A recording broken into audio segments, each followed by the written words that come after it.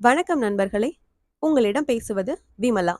இன்னைக்கு நம்ம கேட்க போற கதை தென்கட்சி சுவாமிநாதனின் ஆண்டவனுக்கே அடையாளம் தெரியவில்லை. கடவுளுக்கு ஒரு கவலை.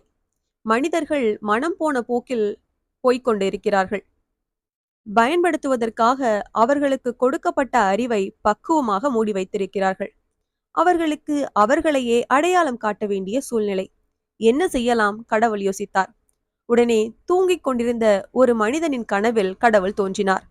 ஏ மனிதனே, நான் உன்னை என் செய்தி தொடர்பாளராக ஏற்றுக்கொள்ள முடிவு செய்திருக்கிறேன். இனிமேல் நீதான் உலகம் முழுவதும் என்னை பற்றியும் எனது கொள்கைகளை பற்றியும் மனிதர்களுக்கு எடுத்து சொல்ல வேண்டும். ஆண்டவா, அப்படியே செய்கிறேன். என் தூதனாக நீ செயல்பட வேண்டும் என்றால் உன்னை நீ இன்னும் கொஞ்சம் மேம்படுத்திக் கொள்ள வேண்டும். அப்படியே செய்கிறேன். அவன் எழுந்தான். கண்ணாடி முன்னால் நின்று கவனித்தான்.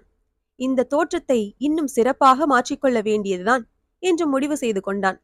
உடனே பிளாஸ்டிக் சர்ஜரி செய்யும் நிபுணர் ஒருவரிடம் போனான். கோணலாக இருந்த தன் மூக்கை அழகாக மாற்றிக்கொண்டான். அப்புறம் பல் டாக்டர் ஒருவரிடம் போனான். பல் வரிசையை சீராக மாற்றிக்கொண்டான். அடுத்தபடியாக தோல் நிபுணர் ஒருவரை சந்தித்தான். அழகான மேனிக்கு ஏற்பாடு செய்து கொண்டான். முன் தலையில் முடி குறைவாக இருந்தது. அங்கு புதிய முடியை நடவு செய்து கொண்டான். புதிய உடைகளை வாங்கி கொண்டான். புறப்பட்டான். தெருவில் இறங்கி நடந்தபோது திடீரென்று இடி மின்னல் ஆகியவை சேர்ந்து பலமாக அவனை தாக்கியது. இறந்து போனான். கடவுளிடம் போய் சேர்ந்தான். ஆண்டவா, நான் புது மனிதனாக மாறியபோது அநியாயமாக என்னை சாகடித்து விட்டீர்களே, இது சரியா? கடவுள் சொன்னார், மன்னிக்க வேண்டும்.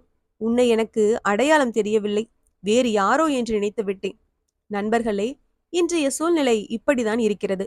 புறத்தோற்றத்தை மாற்றிக்கொள்ள தெரிந்த மனிதனுக்கு அகத்தோற்றத்தை மாற்றிக்கொள்ள தெரியவில்லை. அதன் விளைவு கடவுளின் அவதாரமாக சொல்லிக் கொள்கிற மனிதர்களை கடவுளுக்கே அடையாளம் தெரியவதில்லை.